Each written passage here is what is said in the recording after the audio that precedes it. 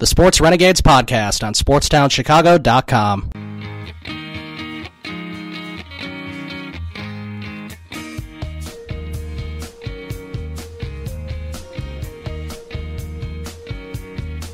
Welcome back to the Sports Renegades here on SportsTownChicago.com. I'm Ryan Stuprich. And I'm Ryan Risky. We are talking about baseball right now. The Sox won this afternoon, so they won that series against the Baltimore Orioles. And talk about a team that's struggling, the Baltimore Orioles. That's another team that sort of has fallen off, hanging around 500. And they just lost a series to the White Sox, so they're probably not feeling very good about themselves in that competitive AL East.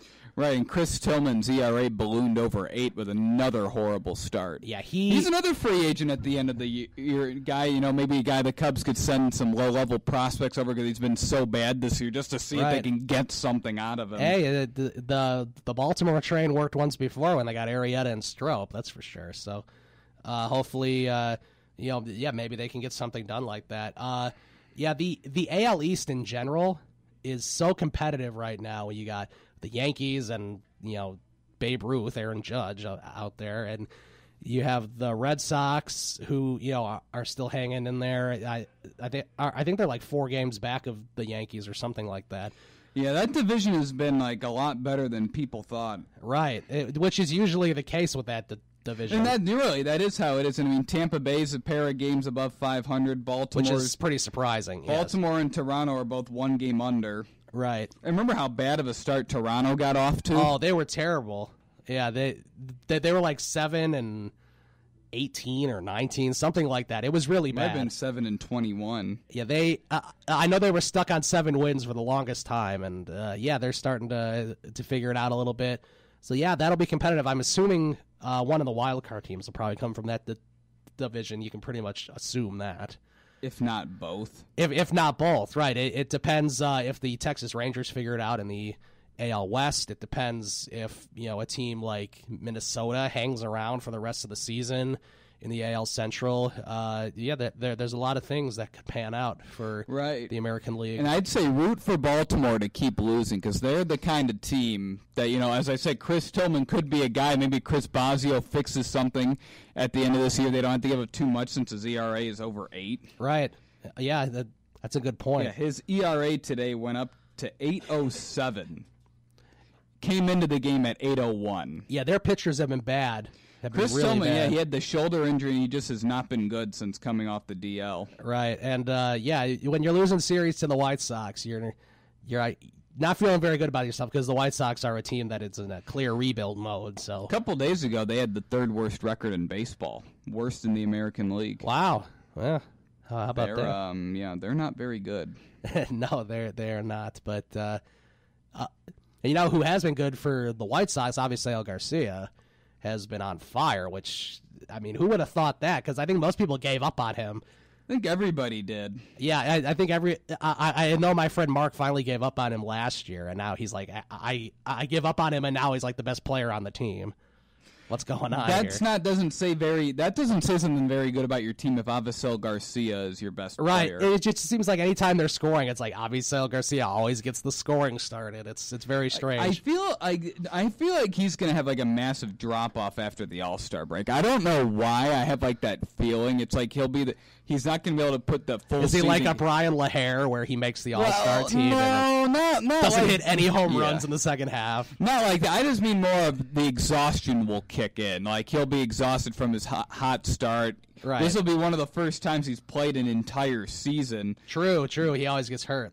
Because going back to 2014, he played 46 and 14, 148 and 15. Except that year he hit 257. Last year, 120. This is really his first year that he's playing well and on pace to play in the majority of the games. Yeah. Although one thing that is really, really bad. He has walked only 9 times this season. Wow. His batting average coming into this game was .339. His on-base percentage was .378. So he's pretty much just either getting hits or sitting down. See, and another thing that factors in, he has an incredibly high batting average on balls in play.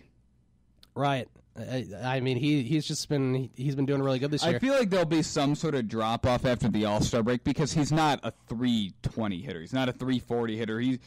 I don't even know. Seems if like he's more of a 270 270 guy to me. Right. Maybe hit 20 home runs. Yeah. So, I mean, although who knows what the power is right now? He's never done that before. And, of course, another guy on the Sox who's been doing pretty well, Matt Davidson, is homered now in 4 straight games, which is pretty exciting for I mean, he's them. struggled to hit right-handed pitching this year. A lot of his big games are against left-handed pitching. Yeah. I know today he hit a home run off of Chris Tillman.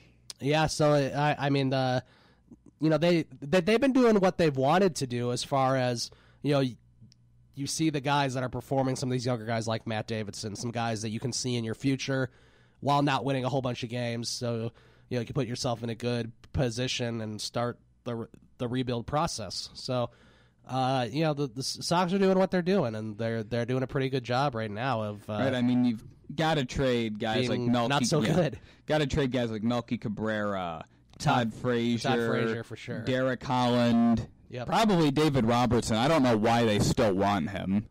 I don't know. He is something else. I can't believe he's not worth $14 million a year. No, that was a horrible contract that they made. It was just an awful contract. I mean, and the other guys are impending free agents. I mean, you don't need Melky Cabrera next year. You're not going to need Todd Frazier. I mean, one, he's hitting 206. I don't know what the interest in bringing him back would be. And then Derek Holland was just pretty much signed as the sign and flip guy. Yeah, which it worked, pretty much. That strategy worked out pretty well for the Cubs. It did. So I mean, that AL Central, so far no one's really taken control of it yet. I mean, I think Minnesota's leading the division, aren't they? And they are. You have Detroit kind of hanging around, and Cleveland hasn't figured it out yet. I think Cleveland will figure it out soon. They probably should anyway. And they'll probably be in a pretty good position. Yeah, they definitely could be. And then you have, if you look at the AL West, it's pretty much kind of Houston and then everybody else. Sort of the way it's been going. I mean, that division's been pretty competitive. I mean, the Angels are second, except everyone else is pretty, for the most part, hanging in around 500. Yeah, I'm surprised. The Angels are a few games over 500. Especially, their pitching has been crippled all season. Like Garrett Richards has made one start. Mike Trout is injured and out for a while. For the first time ever, yeah. First time on the disabled list. It's pretty crazy that he went this long without being on the disabled list. So you have him, and the Rangers are a couple games under, but they're doing pretty well. It seems like they're starting to turn it around. And, a team like Seattle kind of turned it around lately, and they're playing a lot better. So it's going to be interesting to see. Especially, it'll be interesting to see who the wild card teams are, because it looks like Houston will probably win that division. And I'm assuming the Cleveland Indians will win the AL Central, maybe not. But we'll see. I mean, they're not playing that well either. Right. It's getting time now for them to turn it around, sort of like the Cubs. It's kind of the Cubs' time right now to start turning it on and hopefully run away with the NL Central. So we'll see. Because in the NL, it's a lot different. In the NL West, you kind of got a tight race between Colorado and LA and even Arizona. I mean, who would have thought that it would be those teams? I mean, I had a feeling Arizona was going to be good this year. Arizona, yes. I just mean Colorado. And they've been getting really good starting pitching. Like, their pitchers are all pitching well on the road. I know. Isn't that strange that they got that Hoffman guy and Senzatella? Hoffman was a very high draft pick, and in the Kyle Schwarber draft, he was expected to be a top 4 pick until he blew out his arm. Oh, really? And then he fell to the Blue Jays, I believe, at number 11. Interesting. The Blue Jays had the 9 and 11 picks that year, and they took him and Max Pentecost with their 2 picks, which Pentecost was the number 2 ranked catcher in the draft after Kyle Schwarber. And they took him, and then they actually traded Hoffman to the Rockies in the Tulowitzki trade. Oh, wow. Look at that. And Hoffman's pitching pretty well. A lot of good young pitching. Tyler Chatwood has been really good. He's an impending free agent the Cubs could take a look at after the season. Yeah, that's a good option, too. I know he shut down the Cubs at Wrigley Field, didn't he? He did. That was the game I was at. He gave up a first-inning home run to Bryant, and that was it. Yeah, that was not a good And he hit a single that set up a 3-run homer for DJ LeMahieu. Yeah, it always sucks when former Cubs end up doing good against you like DJ LeMahieu. Right. And at the beginning of the year, I thought Chatwood could be an interesting option at the trade deadline because I didn't think the Rockies were going to be this good. Nobody thought the Rockies would be this good. I mean, not like this good. I mean, one thing that's helped is their closer, Greg Holland, has not blown a save this year. I know. He has been outstanding. I can't believe it because he was like an afterthought on Kansas City. And then, well, no, he was their closer when they won the World Series. But I mean, like, after it was all about Wade Davis, and it was that's because Holland blew out his arm, and he missed all of last year with injury, with rehabbing his elbow. And I remember really wanting the Cubs to be able to sign him, and the one thing I thought that would keep them from signing him would be him wanting to be a closer and the Cubs trading for Wade Davis. Right. And I had a feeling he'd want to be a closer, and then he signed with the Rockies, and he's been perfect. Yeah, and I don't think they thought Mark Reynolds would be as good as he was. So. I don't think anybody thought Mark Reynolds would be hitting 280 with 17 home runs. Well, because remember, Ian Desmond was supposed to be first base. Reynolds was just supposed to be like a bench guy, veteran power bat on the bench. Now you got to get Reynolds and Desmond in the now lineup Desmond's every day. Playing the outfield again. Right, so... they're doing good things in Colorado. I would not be upset if that team made a big playoff run. It's a likable team for sure, but I mean, it's just not at the Cubs' expense, of course. And then in the NL East, the Nationals are kind of making way. We'll see they're an interesting team for when it comes to the playoffs because they can't win with Dusty.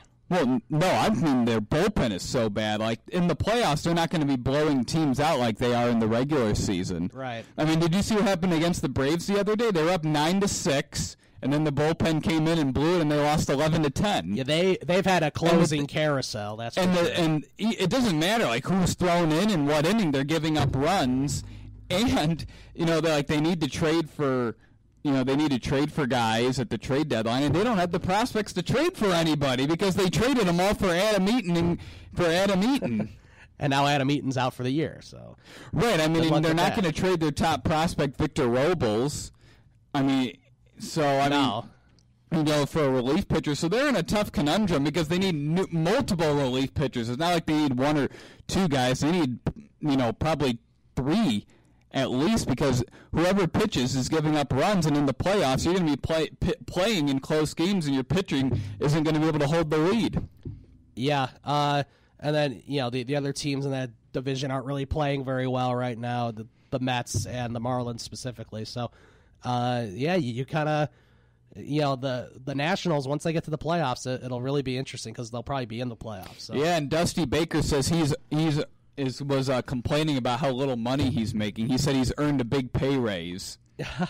Okay. Well, he's the one that took the job. So we'll see if the owner wants to. The Sports Renegades podcast on SportsTownChicago.com.